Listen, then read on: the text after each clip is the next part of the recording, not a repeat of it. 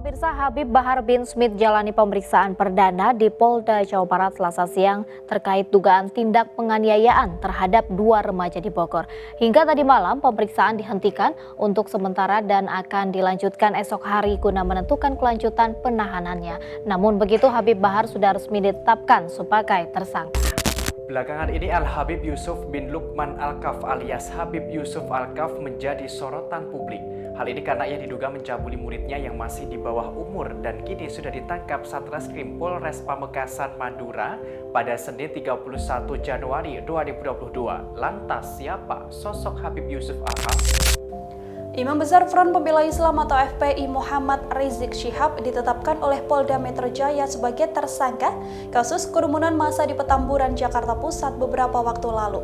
Rizik Syihab ditetapkan sebagai tersangka dan dijerat pasal berlapis dengan ancaman hukuman maksimal 6 tahun penjara. Hussein Alatas ditangkap polisi atas dugaan pencabulan terhadap seorang pasien perempuan yang berobat padanya. Hussein telah ditetapkan sebagai tersangka dan ditahan polisi.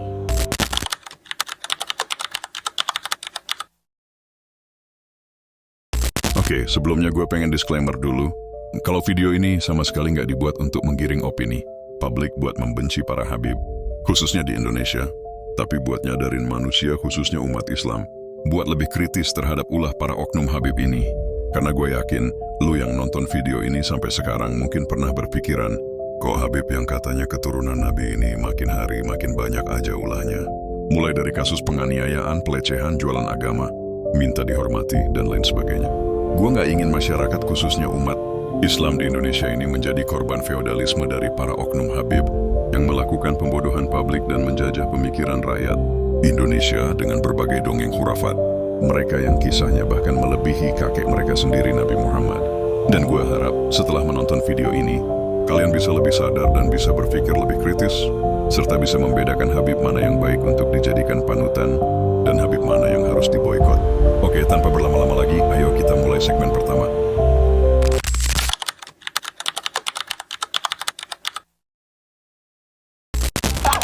Saya aja digigit kobra, kobranya yang mati. Oh, serius? Serius. Pernah digigit kobra? Digigit king kobra. 2 menit king kobranya yang mati. Kata anak-anak apa? Wah, bukan Habib kena racun king kobra. King kobra kena racun Habib. Beliau bertanya, ya abadi oleh ayahku, enggak biasanya warna kulit kaki Anda semacam ini, kuning dan bau semerbak di kaki Anda. Dari mana kami? Minyak wangi apa yang gak pernah kita cium baunya? Kalau ya waladi, alhamdulillah Allah baru saja mengizinkan saya masuk ke surga. Terima kasih. Dan ini warna kuning ini warna rumput surga, dan bau harum ini bau rumput surga. Itu bajunya Abdurrahman Segaf kalau dibuka, ditaruh centelan, bajunya itu dari bajunya itu keluar suara dikit. Dari bajunya. Tasbih, beliau punya tasbih. Tasbihnya kalau ditaruh, tasbihnya itu jalan. Beberapa aulia wassaliin disuruh masuk surga, dia nggak mau. Dia hampiri neraka. Saya masih punya teman ada di dalam api neraka. Dia bilang, hei neraka, keluarkan teman-teman saya, orang-orang yang dekat sama saya. Kalau enggak, saya masuk, nggak tanggung kalau padam. Dulu ada seseorang masuk ke kota dari wali, masuk ke kota dari yang wali, subhanallah, Allah berikan keagungan daripada karomah mereka sampai memberhentikan matahari. Matahari itu dibuat berhenti, agak lama asarnya. Kemudian ada perempuan kota Trim keluar dari jendela yang mengatakan, Galia Fulan, fakka syams, lepaskan itu yang namanya mataharinya, kita lagi puasa ahli tarim, nanti kelamaan ini puasanya, lepaskan. Subhanallah, ini wali langsung tahu dilepaskan sehingga subhanallah. Kalau aku tidak malu kepada Allah Ta'ala, maka neraka Jahannam itu akan aku matikan. Kalau aku tidak malu kepada Allah Ta'ala, maka neraka Jahannam itu akan aku matikan.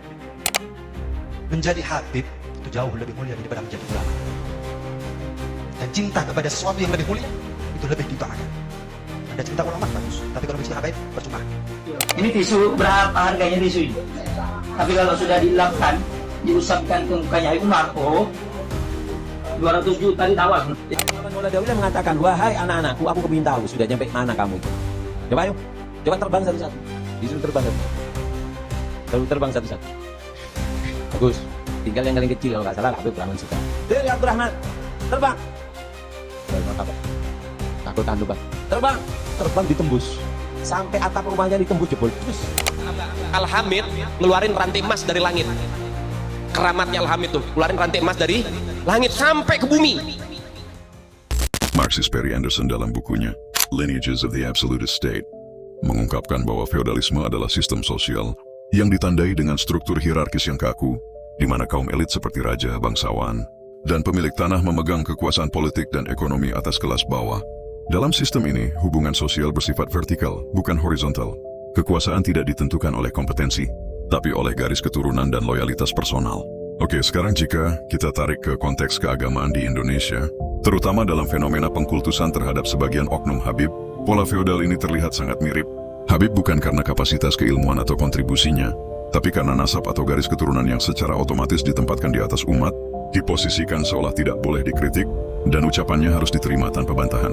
Mereka menjadi semacam bangsawan spiritual yang tak tersentuh. Inilah bentuk feodalisme baru, ya, feodalisme berbasis agama. Padahal jika kita jujur, semangat Islam sejak awal justru datang untuk menghapus struktur sosial yang timpang dan tidak adil. Nabi Muhammad mengangkat budak seperti Bilal, menjadikan mereka pemimpin azan. Sahabat seperti Salman Al-Farisi yang bukan Arab, justru diberi kedudukan tinggi karena ilmu dan akhlaknya. Tidak ada tempat dalam Islam untuk memuliakan seseorang hanya karena darah yang mengalir di tubuhnya. Tapi hari ini, sebagian umat justru menghidupkan kembali nilai-nilai feodal itu, bahkan dengan lebih fanatik dari zaman kerajaan. Adapun Ernest Gellner, seorang sosiolog dan antropolog terkenal, dalam bukunya Nations and Nationalism, mengungkapkan bahwa feodalisme adalah pola dominasi yang bersifat vertikal dan patrimonial, di mana kekuasaan didasarkan pada hubungan pribadi, bukan hukum atau rasionalitas. Artinya, dalam sistem feodal, kebesaran dan wibawa seseorang bukan muncul dari kemampuan, integritas atau aturan yang adil, tetapi dari hubungan darah, nasab, atau kedekatan personal dengan figur pusat kekuasaan.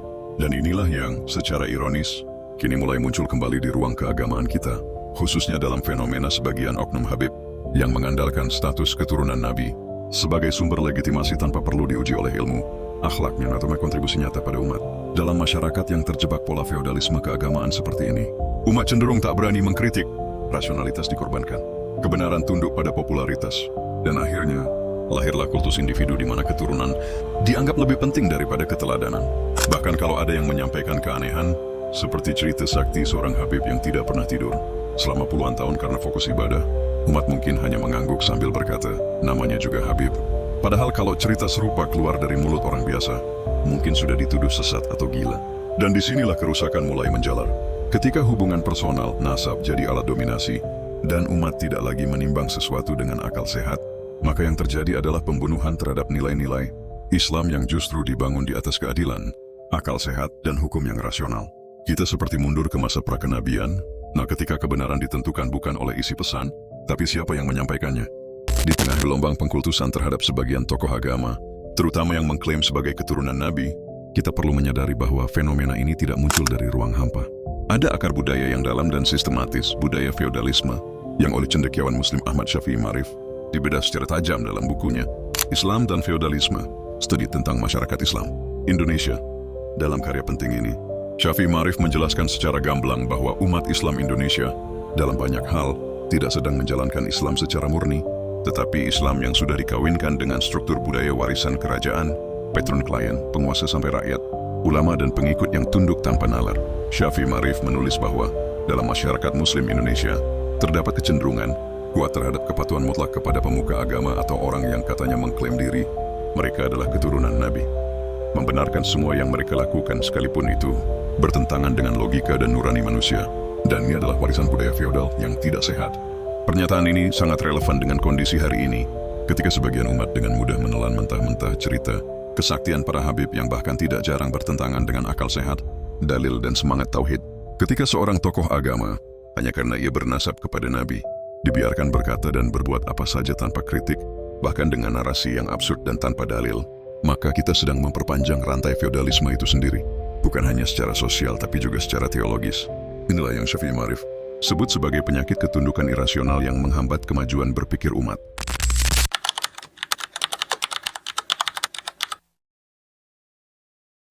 Di era ketika masyarakat mulai lebih terbuka terhadap ilmu, pengetahuan dan berpikir kritis, justru sebagian tokoh agama malah menghidangkan cerita-cerita mistis yang lebih mirip kisah silat daripada dakwah. Ada oknum Habib yang katanya bisa menghentikan matahari, Ada yang katanya memadamkan api neraka dengan sorban, ada pula yang saat digigit kobra, justru ular yang tewas. Ini bukan hanya mencederai akal sehat, tapi juga memelintir warisan keilmuan. Islam yang sejak awal dibangun di atas dasar hujjah, bukti dan hikmah bukan tahayul. Sayangnya karena dibungkus dengan embel-embel cucu Nabi, banyak orang menelan cerita itu bulat-bulat. Takut dikira menghina, takut dianggap tidak sopan, maka akhirnya diam. Padahal diam dalam hal seperti ini justru memberi ruang pada kebodohan untuk tumbuh, berkembang, dan menjalar. Lama-lama, cerita-cerita ini akan menjadi bagian dari kebenaran versi publik, padahal isinya tak lebih dari mitos yang jauh dari ajaran Rasulullah. Dan justru disitulah bahayanya. Ketika umat terlanjur percaya bahwa para habib itu memiliki kesaktian turun-temurun dan menjadikan cerita itu bagian dari ajaran agama, maka secara tidak sadar mereka sedang membentuk agama ini jadi sistem kepercayaan supranatural, bukan agama wahyu yang ilmiah dan rasional.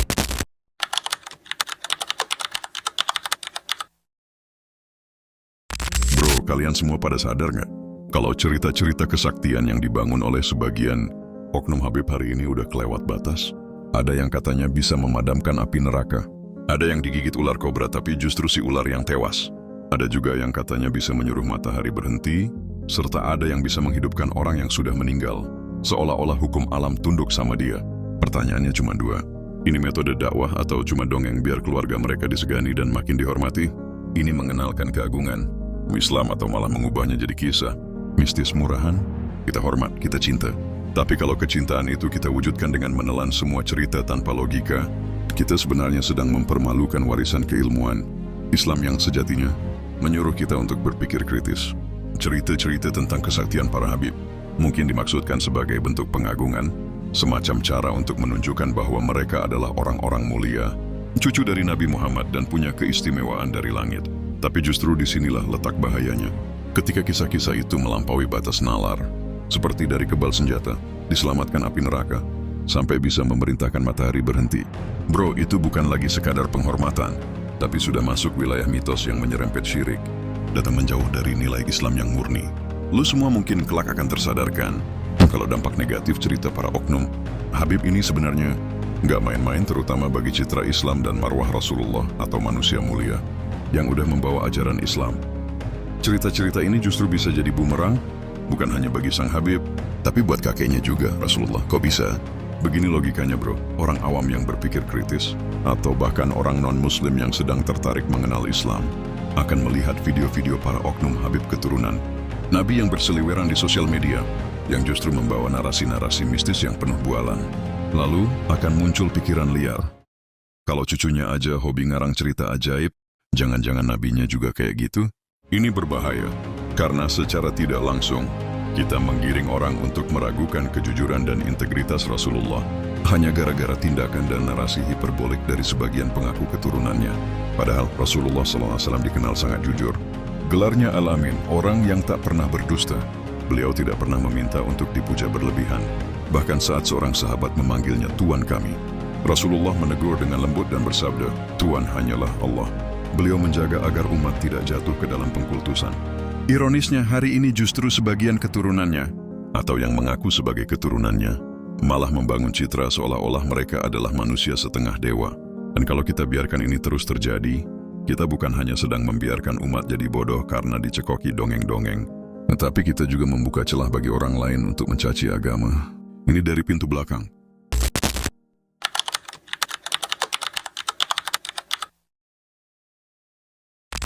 Bro, lu harus tahu kalau tujuan gua ngebuat video ini bukan untuk menghina para habib, tapi soal menjaga marwah Islam agar nggak jadi bahan tertawaan.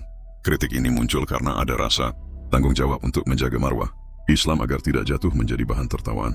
Ketika sebagian orang yang mengaku habib mulai membangun narasi kesaktian, seperti tokoh dalam cerita silat, maka kita harus berani bertanya, apakah ini benar-benar melanjutkan ajaran Nabi atau justru mencorengnya? Karena kalau dibiarkan, efeknya bukan cuma memalukan habib itu sendiri, tapi bisa meluas sampai mengguncang kepercayaan umat terhadap Islam secara keseluruhan. Agama yang tadinya rasional, sederhana dan penuh hikmah, bisa tampak seperti kumpulan legenda absurd yang tak masuk akal. Dan lu semua harus ingat, dalam sejarah Islam, para sahabat dan ulama besar tidak pernah segan mengingatkan bahkan menegur dengan hormat jika ada yang melenceng dari nilai kebenaran, termasuk terhadap para khalifah atau keturunan Nabi sekalipun. Jadi bukan hal baru jika hari ini kita berkata, cukup sudah kultus individu. Hormat dia, cinta tentu, Tapi jangan sampai cinta itu berubah jadi taklid buta yang merusak citra agama. Tapi itu tidak berarti setiap kata dan tindakannya bebas dari kritik. Justru kalau kita benar-benar cinta pada Nabi Muhammad, kita harus menjaga agar keturunannya tidak jadi bahan olok-olok. Hanya karena ingin tampil sakti dan luar biasa. Karena bagaimanapun juga, keagungan Nabi Muhammad tidak datang dari keajaiban-keajaiban fiktif. Beliau dihormati karena kejujurannya, karena akhlaknya, dan karena kebenaran yang dibawanya, bukan karena kisah-kisah mistis yang tidak berdasar. Maka, warisan beliau bukan harus kita jaga lewat legenda yang lebih sakti dari Avengers, tapi dengan menjaga nilai luhur, akhlak mulia dan ilmu yang mencerahkan. Kalau itu kita abaikan, dan kita terus membiarkan dongeng-dongeng liar ini menyebar, maka cepat atau lambat bukan cuma umat yang jadi bingung, tapi orang di luar sana akan benar-benar percaya bahwa Islam hanyalah agama warisan para pendongeng, dan itu adalah pengkhianatan besar terhadap Rasulullah.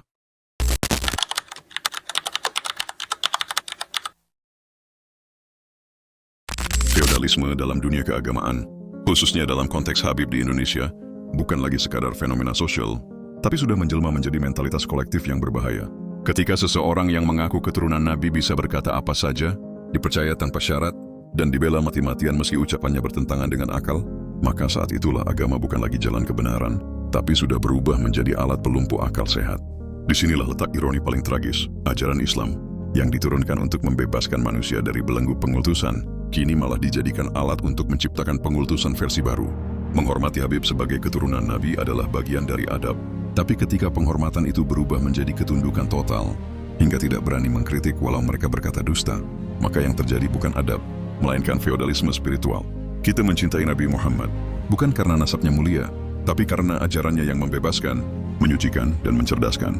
Maka jika ada orang yang mengaku cucu Nabi tapi ucapannya justru mengajak pada kebodohan, fanatisme, dan dongeng mistis yang melecehkan akal, umat punya hak dan kewajiban untuk menolaknya. Oke guys, gue rasa cukup sampai di sini video kali ini. Gue harap setelah kalian menyimak video ini, kalian bisa lebih mampu untuk melihat realitas yang sedang terjadi di Indonesia ini. Dan lo bisa sadar bahwa agama Islam lo sedang dipermainkan. Jangan diam, jangan ambigu, dan bersikap bodoh amat. Karena kelak jika dongeng para oknum Habib ini tidak diluruskan, maka mereka akan merasa tinggi dan merendahkan masyarakat pribumi dengan embel keturunan Nabi, tanpa memilah yang baik dan buruk. Dan kalau lo suka dengan konten kritis tapi tetap logis kayak gini, sempetin like video ini, biar bisa menyebar dan menjangkau lebih banyak orang, dan lo akan berpartisipasi untuk mencerdaskan umat Islam di Indonesia ini. Subscribe, biar lo bisa tetap dapetin value dari konten gue berikutnya. Tetap waras, tetap kritis, dan jangan lupa sempetin buat ngopi. Thank you.